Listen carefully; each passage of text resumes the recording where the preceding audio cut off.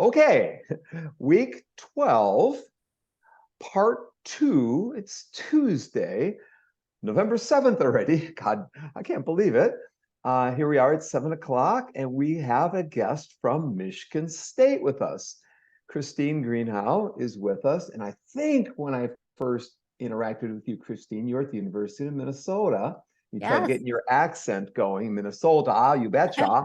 Right. But Christine has also been at Yale, I think, as a fellow. I think she's got her degree at Harvard, and so she's got good pedigree tonight. That we're going to talk, and she's also sort of like me, because when you look at her bio, it says I'm in educational psychology and educational technology.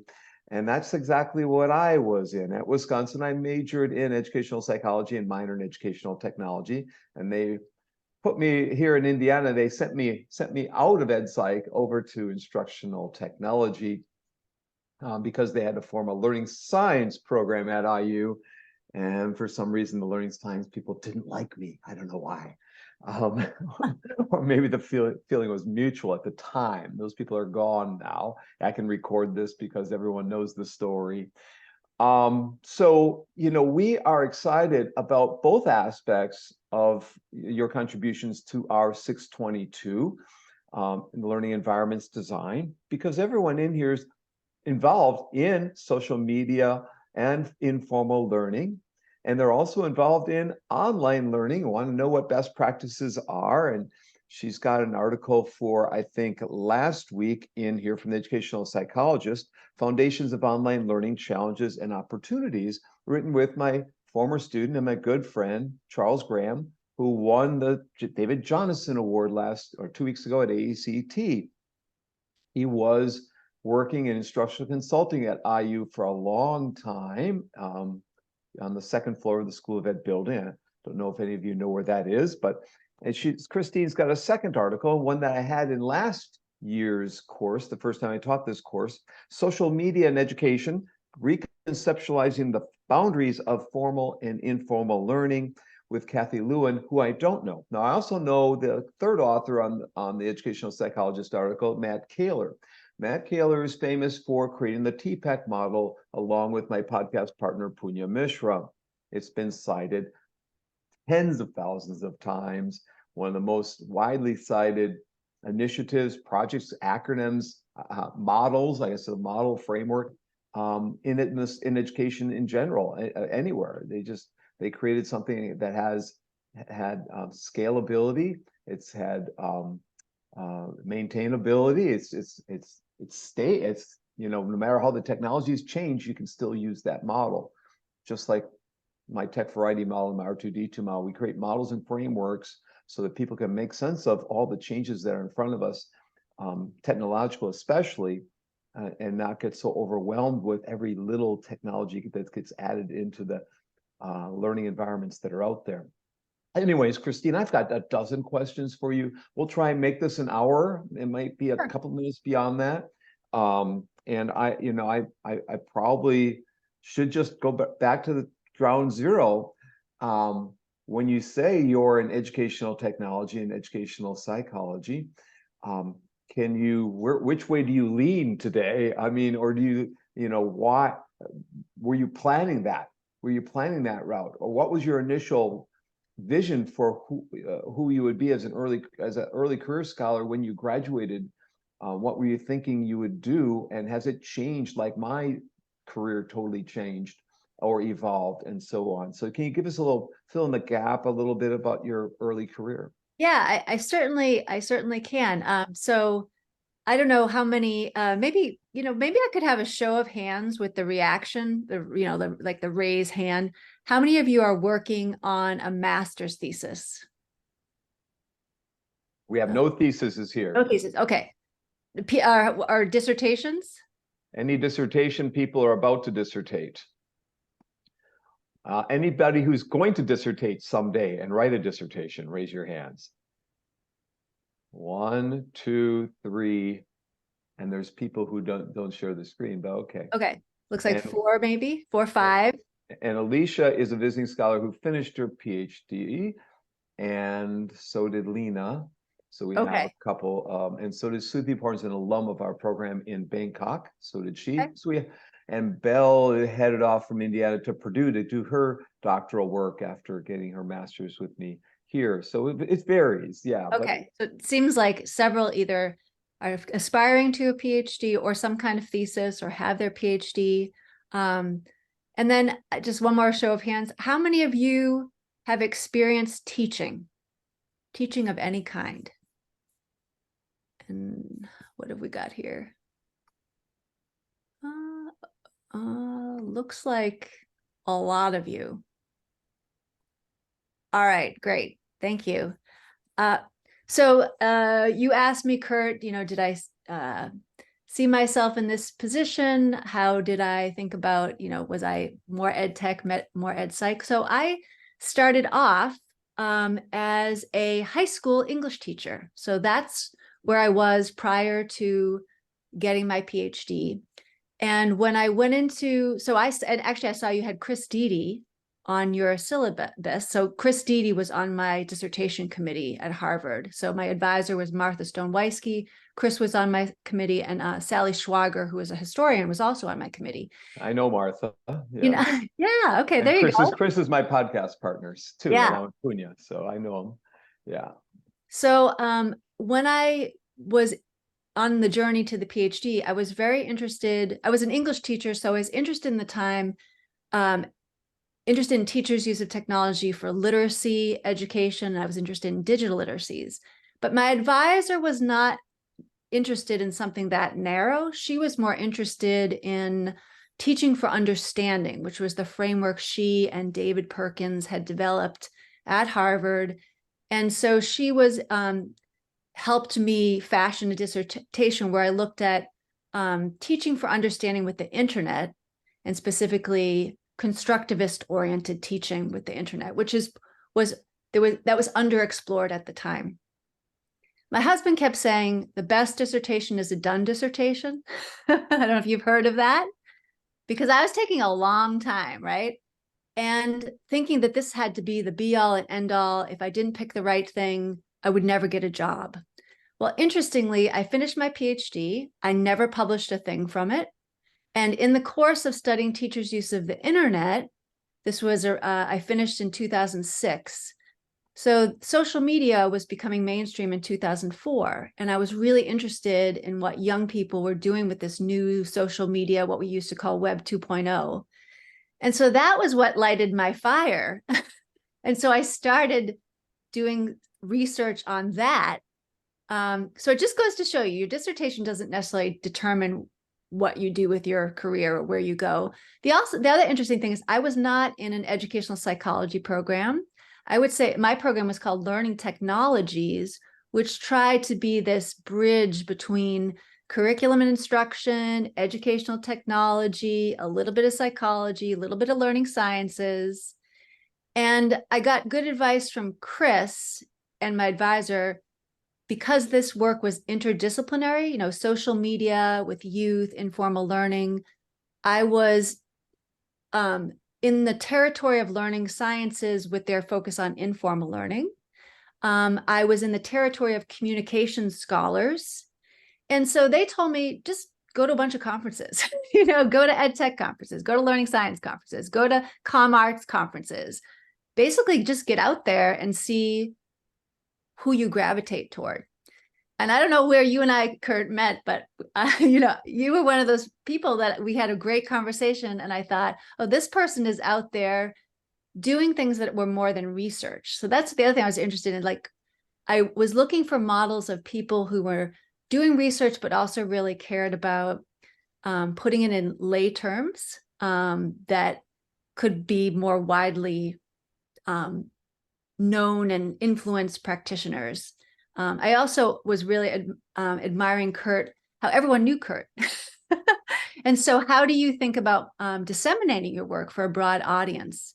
So in addition to being interested in young people's use of social media, I was also interested in how scholars were taking up social media to build their reputation and their professional networks. So I don't know. So I don't know if that answers your question, but you can see it was not linear.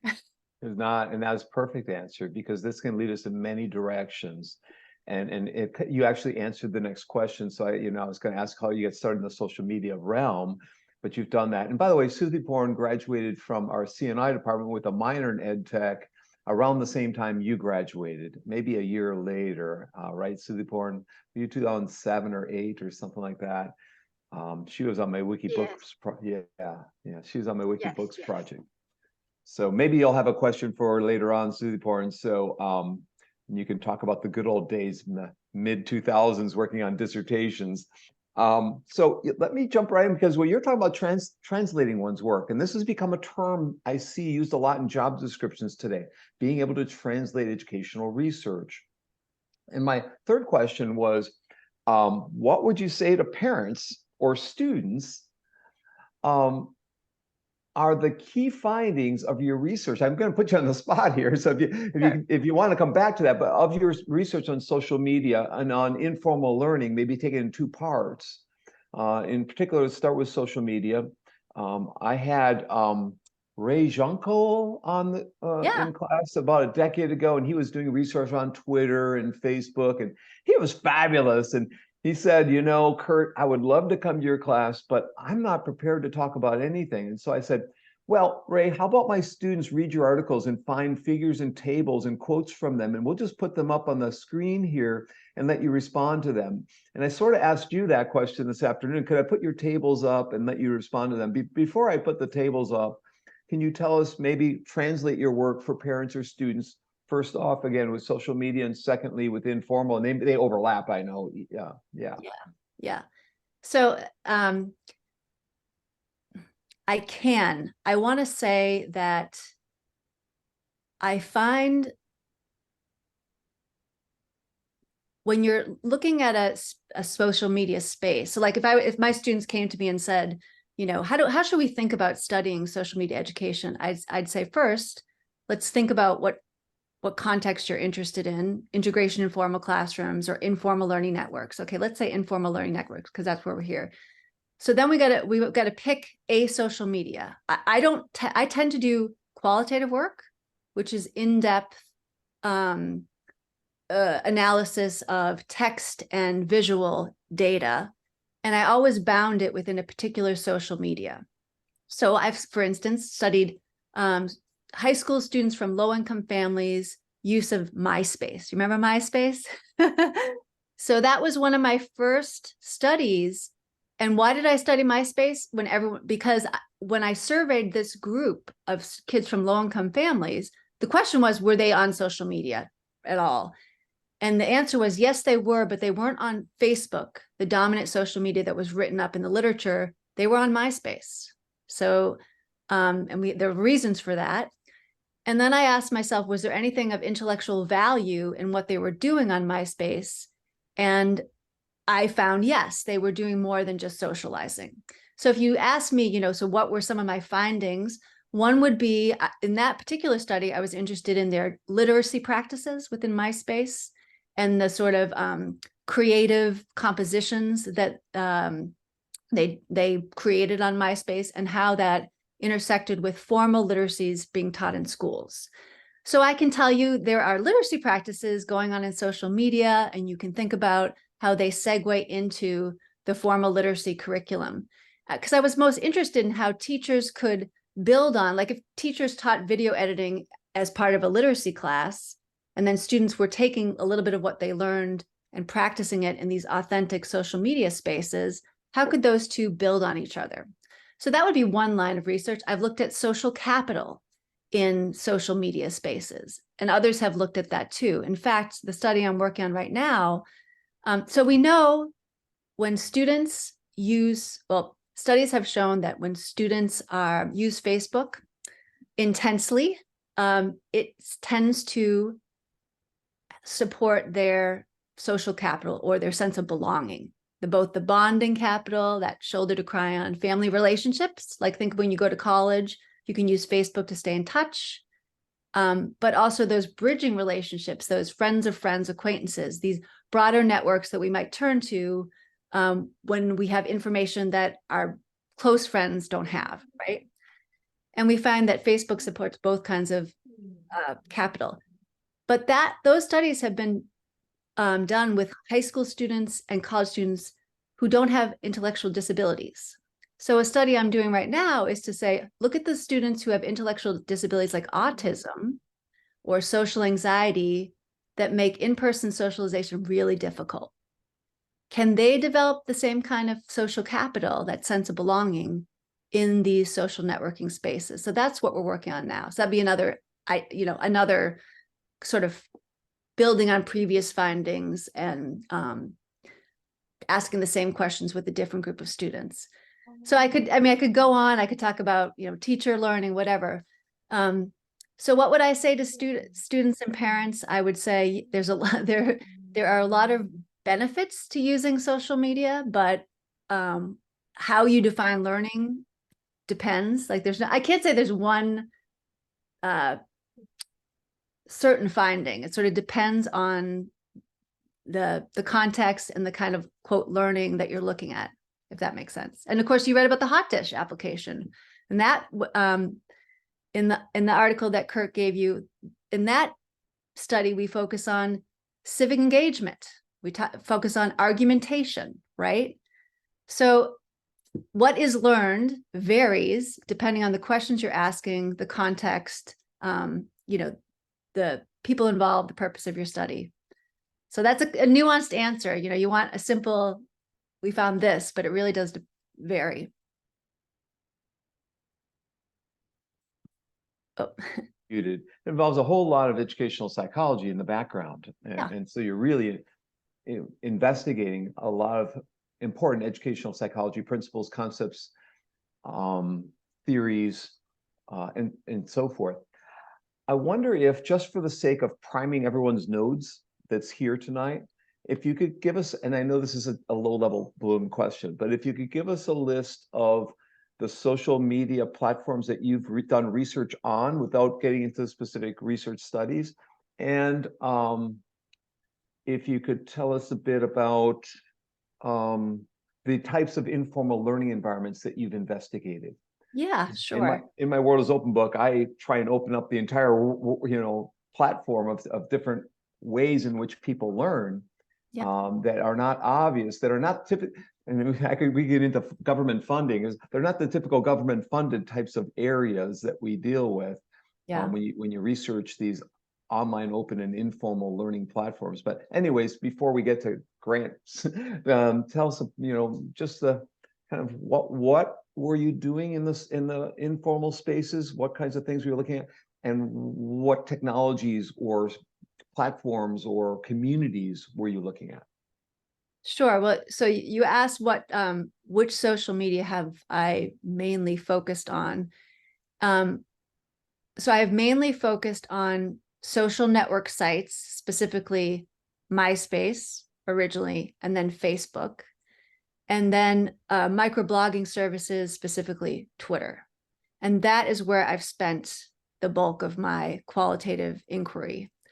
And part of that was, at the time of those studies, the Pew Internet and American Life project, in surveying American youth, adolescents to college age, reported that, especially Facebook and Twitter were where people were at.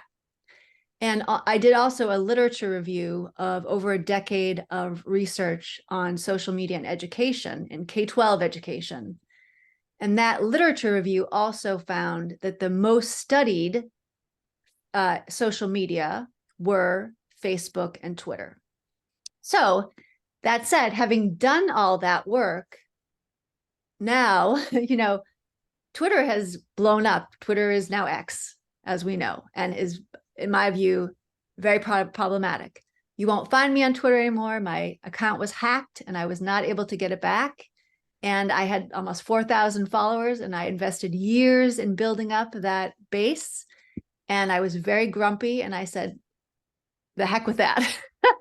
So now it's like, where do I go? Mastodon, there's all, there's many other options. I haven't decided yet.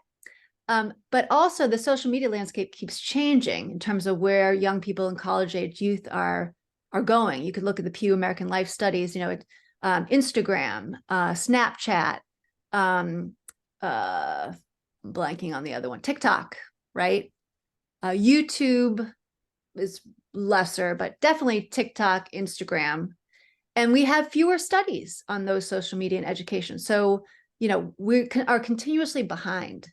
And so the questions I ask in each space really depends on, as a literacy teacher, I'm always interested in digital literacies and what they, those creative composition practices. So I'll always be interested in that. But also, as a former government major and history, I love history. I'm very interested in civic engagement, these platforms for civic engagement.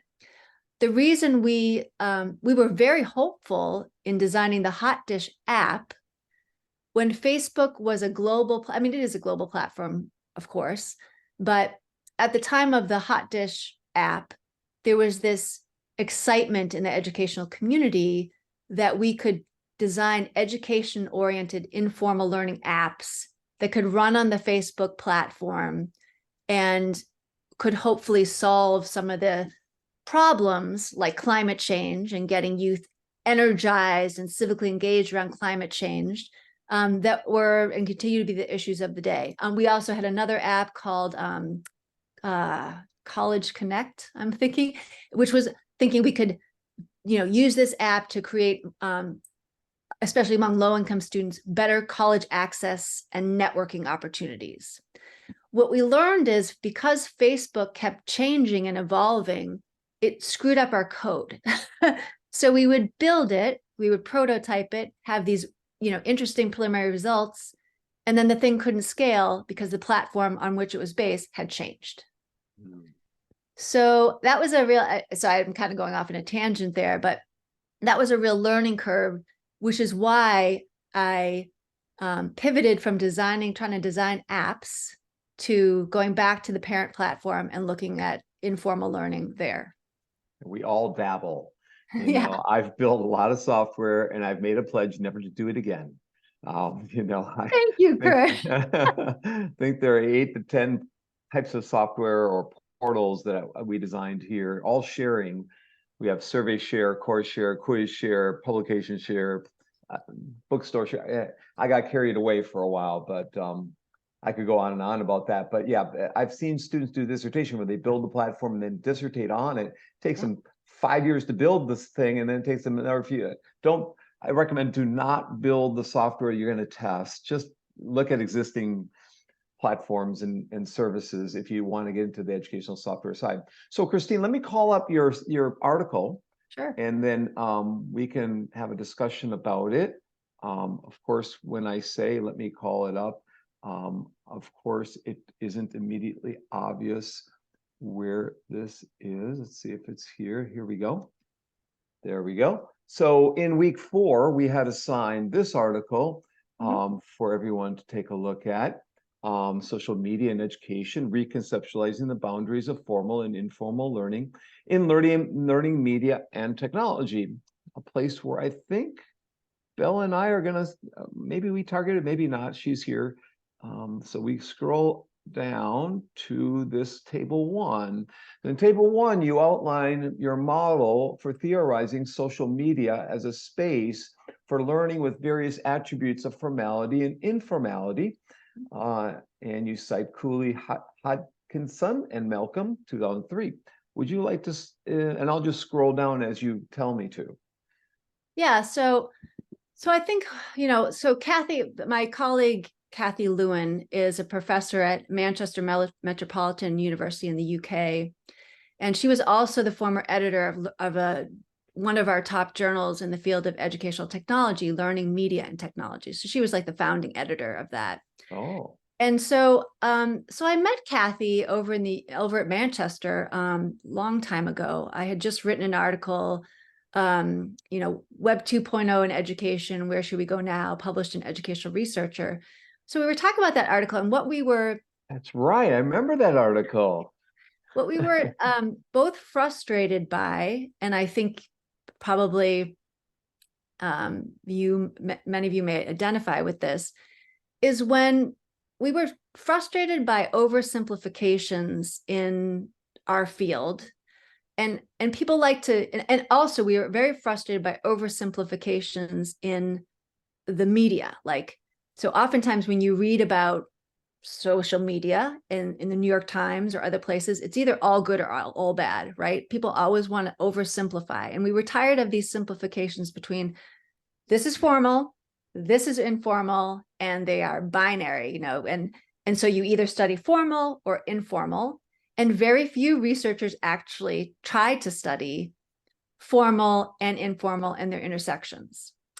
So that's why, so we started talking about our projects, she integrating social media in a more formal environment, me with the Hot Dish project, which was, youth volunteered to join this Facebook app focused on dialogue, debate, and civic engagement around climate change. And as we talked through our projects with each other, we realized, hey, it's not one or the other. So even though her work was situated in a classroom, it was not just formal, it had attributes of informal learning. And similarly, my Hot Dish project was mostly informal, but we had experts determining the content that students were interacting with and the design of the activities. There was some assessment. So that's where the idea of problematizing this binary between formal and informal came about. So as we talk about in this article, you might have, for instance, and we used this notion of purpose. And if you want to go down a little bit, Kurt. Sure. So purpose of the learning, process of learning, location of learning, I think content of learning was the last one. Yep. And then, so we sort of talked through how these purpose, process, location, and content could have attributes of formal and informal in both spaces, in just social media. That was sort of the Hot Dish community spontaneously came into existence. Whereas in her environment, the classroom existed as a formal learning environment, but the integration of social media made the learning go beyond classroom walls, beyond the educational institution, into the home, into the community, because students continue to interact with each other and others that were brought into the space. So I guess I could walk you through an example, or maybe I could stop for questions. I don't know, Kurt, how you want me to kind of. Well, I think it'd be good to have a quick example and maybe touch on some of the concepts and columns that you have listed here, if you want. Sure. So if you go up to the top to the purpose, I'll use the Hot Dish. So as I mentioned, the Hot Dish Facebook app was designed to engage young people in high school and college around climate change issues through reading news articles that our expert environmental magazine partner fed into the space. So have youth engage in debate and community around these news articles, but they could also contribute their own news articles. So in terms of purpose, there was nothing that the designers necessarily wanted them to learn. So it was more, the learning was, unintended casual, engaging in the app would hopefully lead to some learning, but also it was self-determined because, young people were coming there wanting to interact with like-minded others around this climate change, environmental science problem and issue that interested them. So they were self-determined, they were self-directed. They're coming to this community to engage, to learn maybe in the informal sense. They're not, they're following a set curriculum. And then the audience for the student work, it says maybe closed, known, or open. So, Hot Dish was, you had to sign up for it. So in some sense, it was a closed,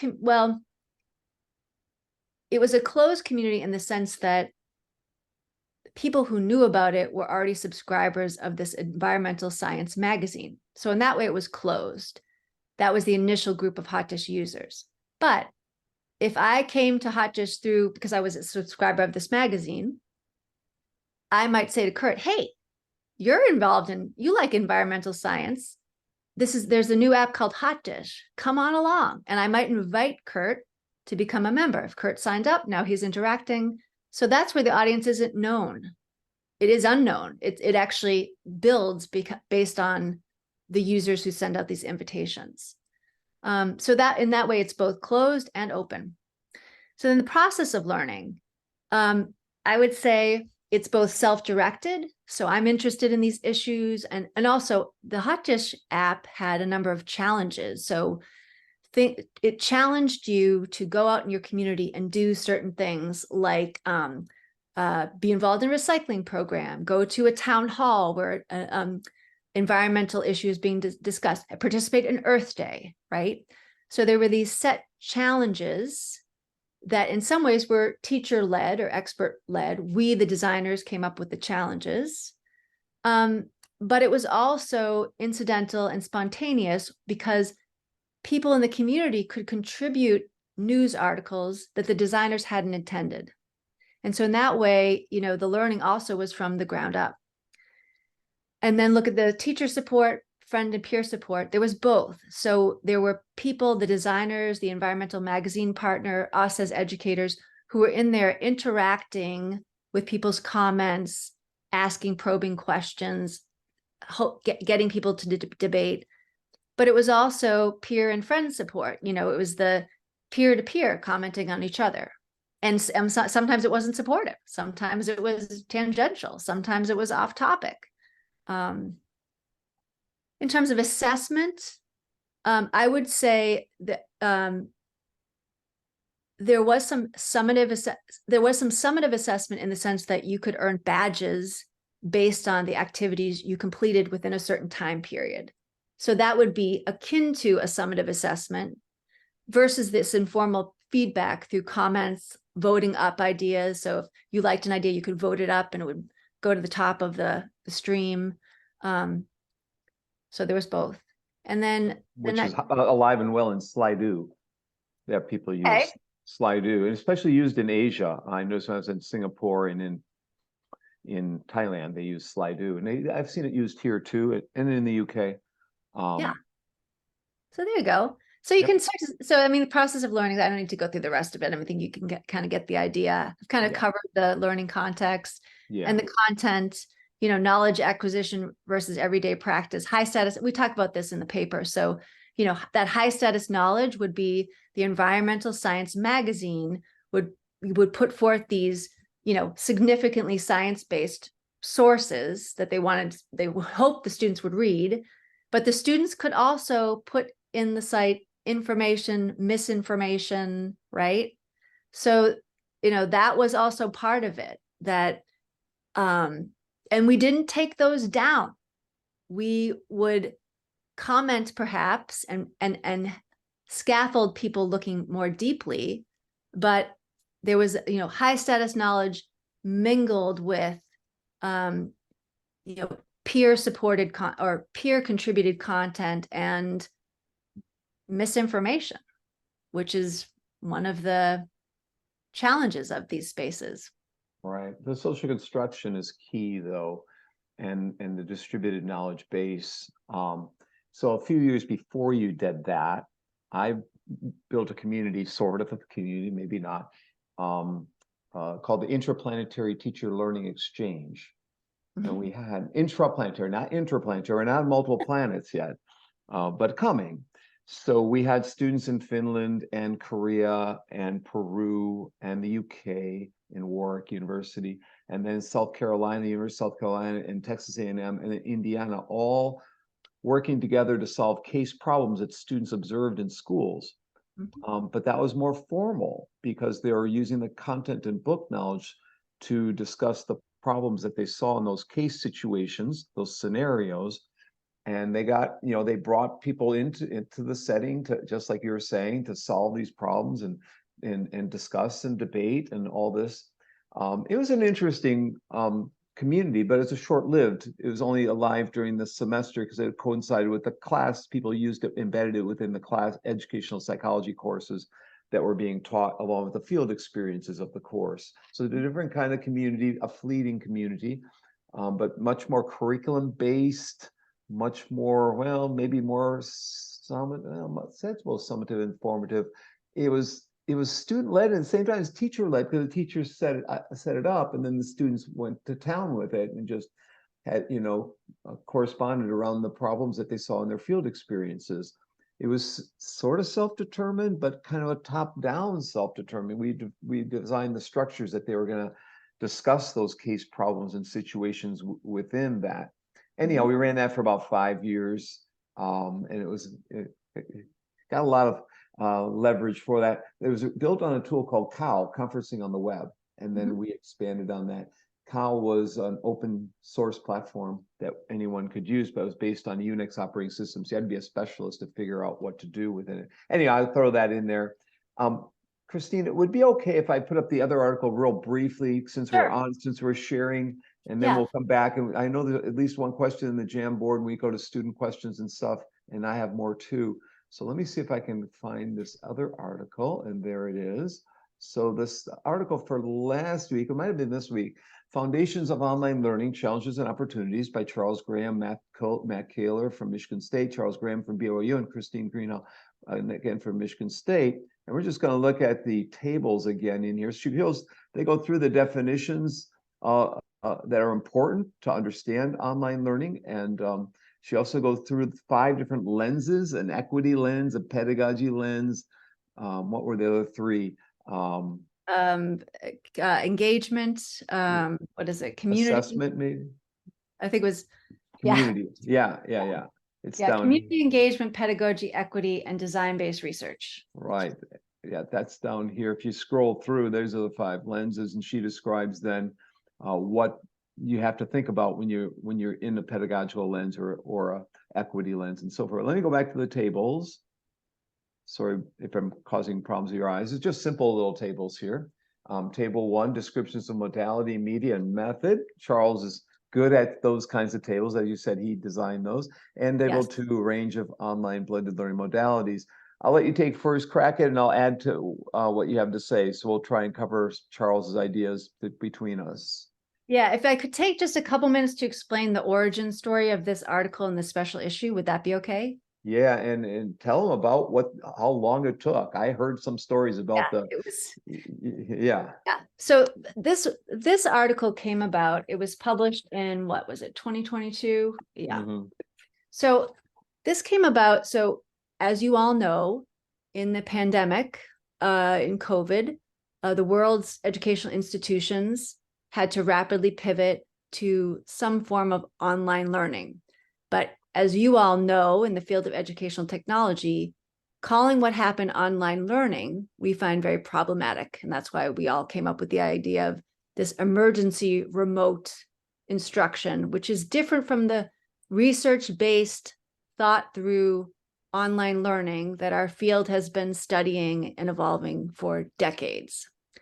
So educational psychologist, if you did a table of content search in educational psychologist and you typed in online learning, you'd come up with maybe a handful of articles in the whole history of educational psychologists. So clearly educational psychologists, though the community of educational psychologists have focused on learning largely in in-person settings and largely formal settings.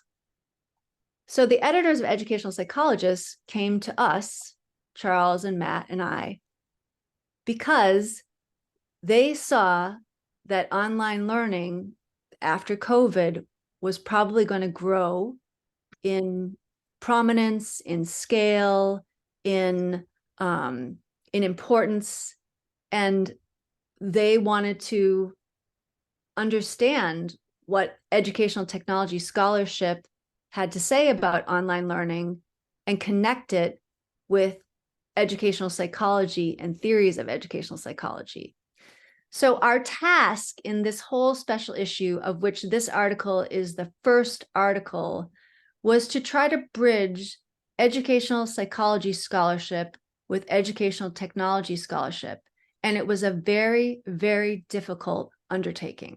I also want to say that Educational Psychologist is the top theoretical journal in the field of ed psych, which means they don't publish research studies, they publish theoretical articles. So the I guess misperception, I would say, is that educational technology is largely atheoretical. We're a design-based scholarship, or we're a practical scholarship, or our theories of ed tech are from ed psych. And that's just not the case. So educational technology has its own theories, not just educational psychology theories. And so that's what the goal of this issue was. How could we take what we knew in the online learning scholarship with educational technology, its theories, its major findings, and bridge that with the kinds of phenomena that educational psychologists cared about. So in order to do that bridging, we had to have a foundations article which introduced the educational psychologist community to what the heck is online learning anyway? How do we define it? And in this article, we make it very clear. We don't define it lightly. It's actually, the definition is very contested. There's multiple definitions. And so we came up with this big tent definition to be most encompassing, and then citing a bunch of literature articles saying, many have talked about how difficult it is to define. Our field actually hasn't reached consensus. So after defining it, and this is where we are in this article, this definitions, we then talk about sort of some of the histories of it. And then the reason we settle on these lenses, community engagement, pedagogy, equity, and design-based research, is because educational psychologists, social psychologists have long been talking about community, social psychology, the psychology of groups, learning. And also this issue is also to pull in learning sciences. Learning scientists have been talking about collaboration in online environments, computer-supported collaborative learning, right? So community was a natural hub for our fields. Engagement, psychologists talk about engagement, theories of engagement. Online learning scholars have talked about learning or engagement. Jared Borup, Peter Shea talk about engagement, right? But Borup especially has an article on engagement. And then the other article, the other things we saw, pedagogy. Florence Martin talks about, I think it's Martin. Actually, I'm forgetting now which one was it in the issue, talking about theories of pedagogy and online learning. So anyway, that's where the special issue came. That was the origins of this. So this table here is Charles Graham's attempt to simplify some of the things we think about when we think about online learning. So we think about modality, the time, place dimensions of the learning environment, the media, the tools or technology that mediate the instruction, and the method, the pedagogies used in formal instruction. I think that's where Charles has spent most of his time.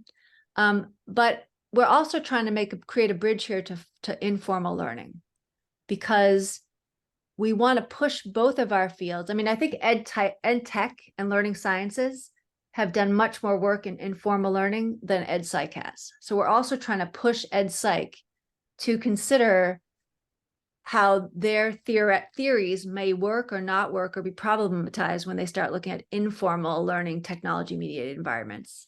So that's kind of the origins of this. But again, this table comes from Charles's work in 2021. And then we get into his. So the other point we wanted to make is oftentimes people try to compare face-to-face to online learning, and the misperception is that online learning is a necessarily impoverished environment compared to face-to-face environments. And that simply is not the case, as Charles pointed out. In fact, one of the meta-analysis found, the most beneficial is a blended environment where you have elements of online, elements of in-person running either in tandem or could be consecutive, as we point out here. So, and actually we have at Michigan State, just to give you a practical example, we have an in-person PhD program and a hybrid PhD program. And when I teach my courses, I often have 5 students sitting in front of me in a classroom, and could be 6, 7 students on the screen are hybrid learners. And I'm teaching synchronously, where it's this orchestration of in-person, online together in the same synchronous space. So I think we could call that bisynchronous. Well, actually, no, we would call that concurrent blends, right? And I think Brian Beatty, another former student who's here at the same time Charles was, he created a high flex model. So students can come face to face, or they can go online any week. They can switch back and forth. That's called the high flex model. And Charles is good at coming up with the descriptions of different models for blended. And in our handbook of blended, chapter 1, he wrote, which went through the different models and different formats for blended. Bookend models, you have online, or you have face-to-face at the beginning and end, you have online in the middle, you got the anchor approach, you have online, you have face-to-face to start, you anchor it in the face-to-face and you go online for the rest. They have those that go back and forth, now they have this word bicronous in table 2 there on the right, bicronous. Florence Martin likes to use that term, where you're combining synchronous, like we are in this class. We have asynchronous discussion groups, and then we have this synchronous optional. We can't require synchronous in our program, but I entice them in with different $1 million bills that I pass around. No, I entice them in different ways to come to these, like having people like you that have done a lot to contribute to this field. Last week we heard from Peter Shea, or 2 weeks ago, talk about cognitive presence, social presence, and cognitive and teacher presence, and he expanded that into learning presence. Tomorrow we'll have Jared Burrup. We had Florence Martin in the class last year, so Jared will talk about the online learning engagement model, that article tomorrow. And he said he's got some notes to share with us. So this is good that we have 3 people from that special issue that it's a foundational piece. And if I read The Educational Psychologist throughout my graduate training, because I was in educational psychology, and there was never anything like this in educational psychologist. And when I was in the field for 13 years before I switched to IST, and never, so this is a godsend to have this attempt at a merger, or to create some kind of common ground for discussion, at least, and have a vehicle for people to think about that contributions that are being made within educational tech as well as ed psych. There are a lot of people at the intersection, like Sudhiporn here, and like Shufang, who's there from China, and others there. Many people are at that intersection. So, in fact, Shufang's got her PhD from Michigan State, studying with Punya. And others there. So maybe we need to stop sharing here at this point and go to student questions. I have more questions, but let's see. I know there's at least one in the Jamboard. Bo, how many questions in the Jamboard do we have? Looks like we've got about 5, I think. 1, 2, 3. Yep. Yeah. So we can either have Bo select the one or have some volunteer. So let's start with volunteer. Who would like to read their questions? Alicia, she's a visiting scholar from Shanghai, and she's an English professor, so she has common ground with you. Christine, having your English background as well.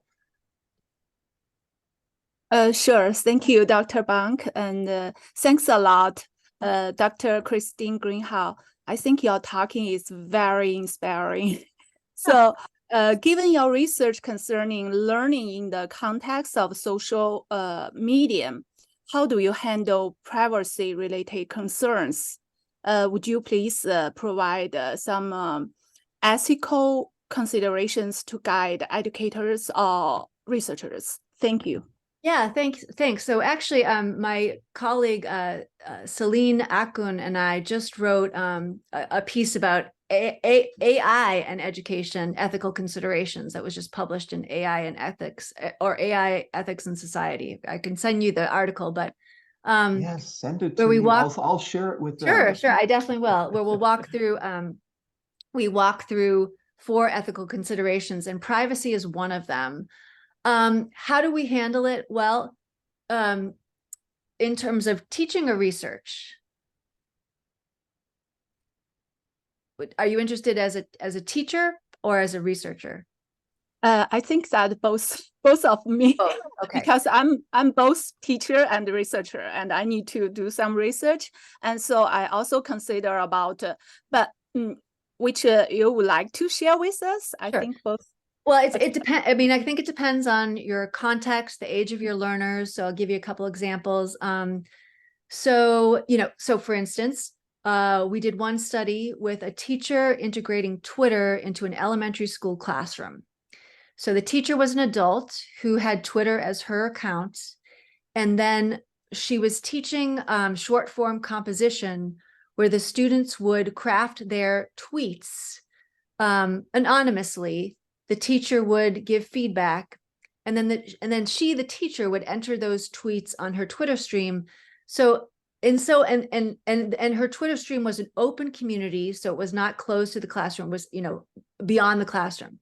But the privacy was handled because she was an adult. She consented to follow Twitter's terms of service, and we didn't need to get permission, or because the students were not, their identities were not disclosed. So that'd be one aspect. But the other aspect is, in a college environment, or a K-12 setting where you're asking students to either create their own Twitter accounts or generate a Twitter account for the class, and you require its use, privacy is problematic because,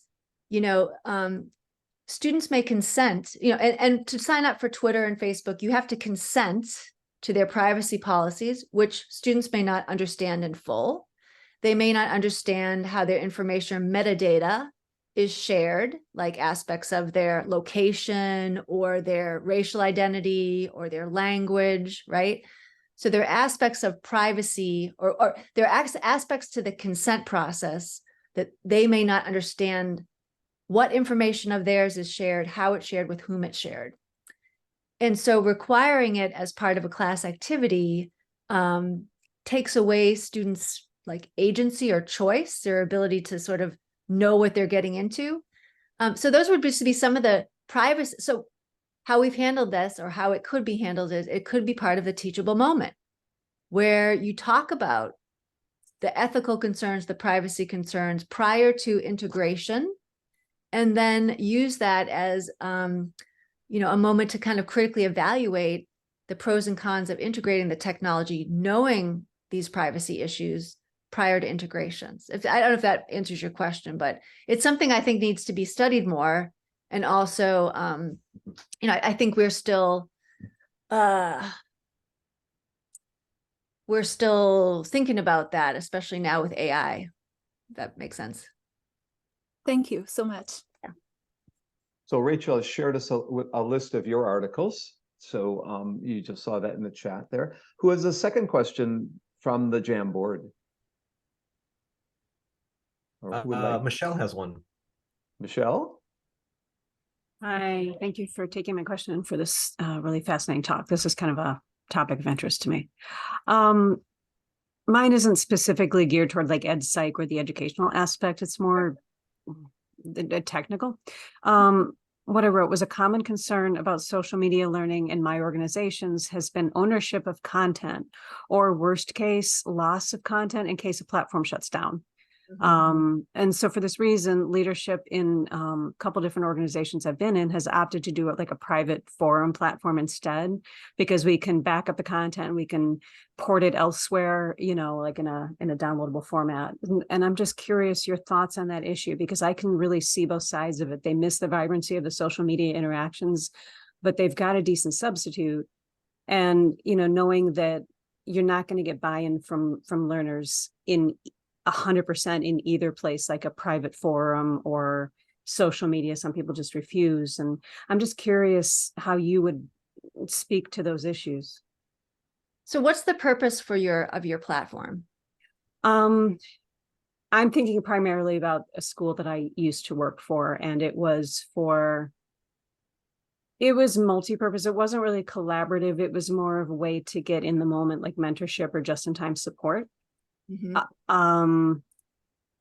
Discussion, we would put discussion prompts. It was, and this was 5 years ago, before things were really, really moving towards social media. Mhm. Yeah, because I think if so I understand about the backup issue. I mean, the fact that I have lost all of my Twitter content, that I can't access my follower base, like it broke my heart.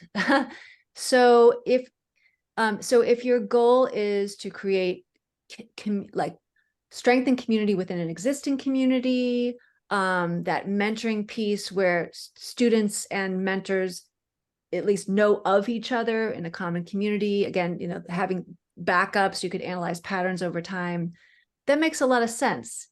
But some of the benefits of social media is the integration of expertise from outside the community. So for instance, teachers will integrate authors, like they'll read an author, they'll invite the author to the Twitter stream, the author and this class will interact in this space, where it's less about having archivable content and more about bringing experts outside of the classroom in.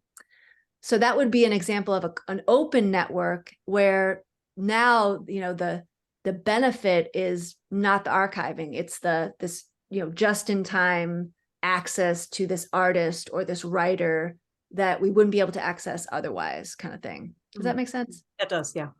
Yeah. And actually, Stefania Manca and Maria Ranieri, they've done 2 literature reviews on, the value of Facebook for learning. And they, I think, have, 5 different values that social media is really good at: hybridization of expertise. I forget what the others are, but if you're interested in thinking more about why you might want to not do a closed platform and gravitate to an open platform, they talk about it in their work. What was the name again, please? Yeah, it's let's see, I can send Kurt the article if but it's Stefania Bonnie, I'm right in the chat. Okay. Manca and Maria Ranieri, 2013 and 2016 lit review, Facebook. Before we go to the other 2 questions or 3 questions to end for tonight, you have described in your bio working on a book. What is that? Is it done? Are you in process? And can you tell us about it and show us? Oh, sure, I can show it to you. It is done. It is called, let's see this, Education and Social Media Toward a Digital Future. It was sponsored by the MacArthur Digital Learning Series and came out of MIT Press in 2016, I believe. And actually, that was a project where, at the beginning of this talk, I remember my advisors told me your interests traverse various fields, so get interdisciplinary. And that's how I ended up at Yale University in their information science project, where it was a blend of legal scholars and educational scholars and media scholars. And so this book was a collaboration between me, an education scholar, a media scholar, and a legal scholar. So we have a number of articles from those 3 different vantage points. So Michelle's got a follow-up. Michelle? Thank you. I don't want to monopolize, but just kind of a piggyback question. If we have learners we have some learners who boycott social, like, what do you recommend in those cases? We don't want them to miss out on anything. And I'm aware that if we don't make at least some activities like enforceable or gradable or whatever, they may not participate. Like, what do you suggest in those cases? Well, actually, I've come along. This has been an ongoing evolution in my own classes. So I used to require a common social media that we all use, and then and it was Twitter. And what I found was some students objected to having to hijack a profile they'd already created on Twitter for another purpose, like sports or baking. And now their fan base or their follower base is seeing a bunch of tweets about learning. Ugh, right? So those students, I let them opt out and choose a different platform. And now what I do in all my courses is I let each student choose their own social media platform and reflect on its on their experiences as a learner in the space, as a teacher potentially using the space, and as a scholar using the space to disseminate and interact with the scholarly community. So I think that you've got to allow some choice, because in terms of not wanting to miss out, one way around this is to survey your students prior to any kind of social media requirement to see what they're using, how they're using it, what they wouldn't want to use, what they feel about it. And I've done that too. So that's kind of sort of what led me to now just total choice. If that answers your question. And my students have total choice. And here, in fact, they have a list of 5, 6, 7, 8 articles. They have to pick 3 or 4 every week. They might not have picked your article. I hope from bringing you in here, they're gonna, if they didn't, they're going to go back and read it and discuss it, because it's very valuable, as they can see now. We have 2 more questions, I think, in the Jamboard. Would someone else like to bring that up? One of those up. Dr. Bonk, Shufang Strauss has a question as well. Shufang, a Michigan State alum. Oh, Hi, Kristen. Hi. hi. It's great to see Erickson Hall. It's about close to 20 years ago. Not really a question, but piggyback with Michelle's. I teach ed tech courses in early childhood education. Yeah. So big barrier. Social media, I'm always big on social media. Even my course website, I still use Weebly. I use all different platforms, but the big barriers from in K-12, the privacy consent, from parents, from even colleagues. I just feel teaching ed tech, try to be up to date using the social media, a lot of barriers. Yeah. Just want to share that. No, I agree with you. Very illuminating research. Yep. And so that's the other thing. You have to weigh the pros and cons. You have to think about your school context, the school's internet and technology use policies, teachers' comfort levels, their purposes. But an example of where it might work is, so let's say your teachers are interested in teaching digital literacies or digital citizenship, 21st century skills. You may not, you may either have the teacher excerpt their own tweets or example of tweets as one form of communication. Like if their point is communication is situationally specific. So what counts as quality communication in Twitter is different from what counts as quality communication in Instagram. And let's think about the different literacy practices, I'm just saying.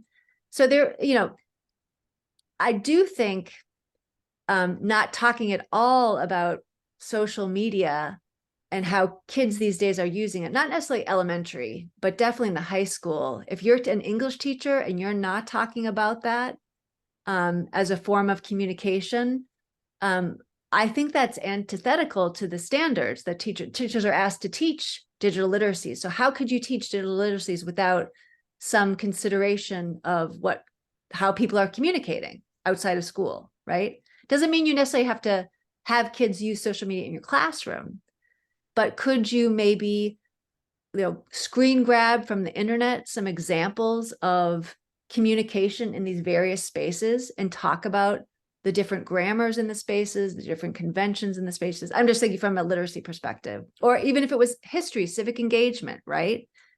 Social media is a place that has been instrumental in civic movements. So again, if you want to be a teacher who's tying your curricula to kids' lives and being relevant, there may be a way to excerpt, examples of social media for civic engagement purposes and then talk about, what does it mean to be civically engaged today? That kind of thing. So I think there, and in some cases it may not make any sense to talk about social media at all, but I think you don't necessarily have to use the technology in class live, but you could still introduce some key concepts around, you know, how we communicate and engage today. Does that, I don't know if that helps, but. Definitely. You've done a marvelous job of answering every single question tonight. Sudhiporn was driving at the start here. In fact, she showed up an hour ahead of time because she didn't realize we had daylight savings. She's in Bangkok. Saturday we had daylight savings here. So she showed up at 6 o'clock Thailand time. But I told her she can wait till 7 o'clock. So they're 12 hours different right now. Sudhiporn is now in her office. Why don't you go ahead and ask the question, Sudhiporn? Thank you, Dr. Bong. So I just arrived, and thank you so much, Christine, for very interesting topic. And I think I share some of the view with other students here in class. My question is, I wonder if the students level has an impact on how they interact, because in my experience, I try use social media in my classroom, and it's a formal because we have a line group, you know, line application, and it's very popular in Thailand. So in every class we have line group, and then whenever we have activities, I like them to engage with me. So I would ask them to post something in line group. And for the college students, it doesn't work very well. It seems like I think they feel like it's too formal. And they sometimes try to skip to share whenever I ask them. But then I have another case. I have the workshop for middle school students. I taught them metaverse, spatial application. And then I asked them to post on Facebook. It's a closed group. And then there were sort of, I don't know if they are because they are all male students, or because they're close to each other, or they're from the same school. But they kind of like very rude in the topic of they posting on the Facebook. And it's sort of like opposite to me. So I wonder if it was student levels, and I was thinking of bullying on social media topic. And I don't know, it's just one of the time that I felt informal learning seems to be totally different with the formal learning. Just so, Christine, you have a perspective on that? So are they I've got Line and WeChat and Kakao Talk and all. Yeah, I've got all those. I can join your Line group. Christine, do you have a perspective on that? And we're only going to do one more question at most. So while Christine's answering it, if everyone who didn't talk tonight could type in 3 words of what they got from tonight in the chat window, so we can have a takeaway for Christine. So yeah, try and answer this one. We might have time for one more. So go ahead, Christine. So let me ask a clarifying question. So the cyberbullying you witnessed, was that in the closed Facebook group with the males? Yeah. It's the new Facebook group that I created for that workshop for the group of the students who attended the workshop with me, and they have some of the product from special applications. So I want them to post, and I was originally thought that it could be, you know, open group. I mean, like not really open, but they can share to the world, like public sharing. But because of their work, it's somehow like I was afraid that there's gonna be some of bullying part things. So I told them that, well, maybe we would extend the time that we would post it publicly, and whenever they're ready. And they were sort of like realize that what they post is not really appropriate. And because the topic is for 5 groups of vulnerable people, and one of the group is disabled people, workforce, what's it called? Workforce from international countries, those people who don't have homeless people, some sort of the group that vulnerable. And then they sort of use the example that is inappropriate, I would say. Okay, but so I think they thought it's, yeah. You think they thought what? I think they they probably think that it's informal learning. It's not in the classroom. I see. It was a workshop. Yeah. Right. Christine? It's just my guess. Yeah, I mean, so that has been written about in the research when teachers set up a Facebook group and then, students can informally participate there, you risk inappropriate because you're not monitoring it, you're not engaged, you're not participating. And is that okay? I mean, is that then an opportunity to teach appropriate behavior or to talk about why this might be problematic? Maybe. If you as the instructor see that and you think, oh my gosh, I'm never going to use social media again. Well, one way to prevent that kind of thing is to survey students before class starts about the social media they're comfortable using, and then to spend the first class before they use the social media talking about norms. So, what do we think of as appropriate behavior on this site? What would be inappropriate behavior? And collectively, you come up with ground rules for your participation. It's just a practical suggestion. Thank you. So I do share with them I do share with them what I think. And I was sort of like, I want them to be able to express anything, but I share with them what I think that might be more appropriate. So. Evan's got a quick question. He's in the Coast Guard, and we'll have Christine give her 30-second to minute answer. Evan, for a final question for tonight. Hey, good evening, Dr. Greenhow. Yeah, so we don't really use social media learning too much in the military in any type of way, but obviously very important. And I think I read an article by one of Dr. Bonk's old students where they actually put a numerical value on informal and formal learning and said that something about 70% is actually being learned through social media and informal learning. But it's definitely important. I was kind of curious about the concurrent blended courses and if they're getting traction at Michigan State or elsewhere throughout the country, or if that's kind of dying off and students kind of seeking more to be back in the classroom. You say getting traction. What do you mean by that? Like if the participation is increasing, if students are preferring the actual, rather than an online learning self-paced, if they prefer the concurrent, with in-person courses. So I don't have data I mean, I think Charles would probably suggest that the blended learning model is increasing, and maybe Kurt, you can answer that. I can only speak about Michigan State, whereas we have to do it that way because we have two programs, an in-person PhD and a hybrid PhD, and those students have to be in the same classes. So we don't have a choice, but I don't know, Kurt, you want to say anything about that? We have two as well. We have an online EDD and a face-to-face PhD. And as you said, the research from Stanford Research Institute shows that blended is best, fully online is second best, and face-to-face is the worst. But it depends. It depends on the structure of the courses. It always does.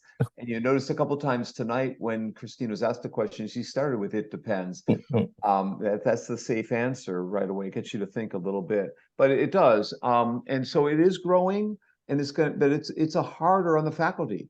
And so at some point, faculty are going to rebel against all the additional pressures of all the different learning formats or delivery formats. But if we rebel too much, they'll just replace it with AI. So we can't rebel too much.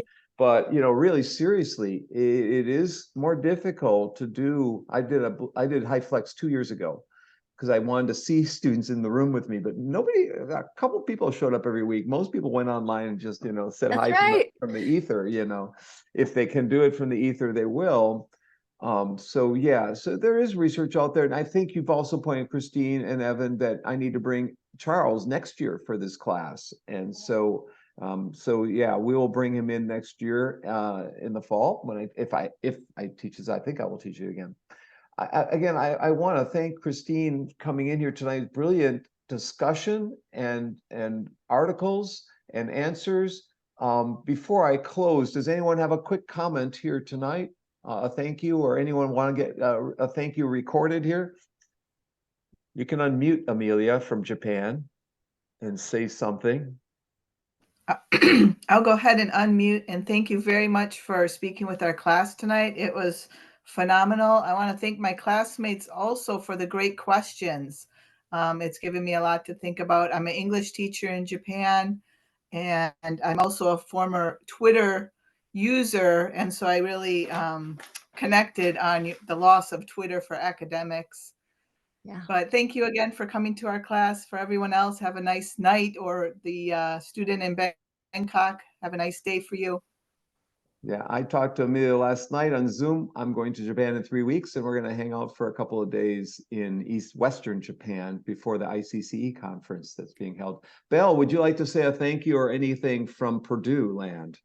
Okay, sure. So thank you, Dr. Greenhow. Nice to see you again. I really enjoyed tonight's conversation, and I want to make a comment. I feel like informal learning seeks to reduce the emphasis on traditional educational attributes, as what you describe in your paper. And I take YouTube as an example. Informal learning environment that integrates a lot of entertainment, potentially making learning a more enjoyable and motivating experience. And I actually have a question, but this is also a comment. I think will the future of education be more focused on fostering informal learning environments within formal educational settings? Yes or no, Christine? I say yes. I think the blurring of the boundaries between the two will continue and probably increasingly blur. And Belle and I are studying using ChatGPT to teach languages online, and we published a couple of things. I'll send them to you. We got a couple of things in review. Carol, would you like to have the last comment from tonight? No. Okay. Madison, would you like to have the last comment from tonight? You're mute. There you go. Oh, we can't hear you, Madison. Darn it.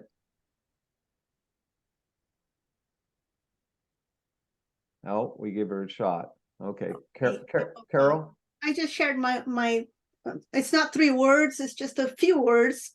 Netiquette, as you said, I think it's very important to teach the people who are going to be using the social media. If you're using for a class, it increases the engagement, which is one thing that I like a lot. And it depends.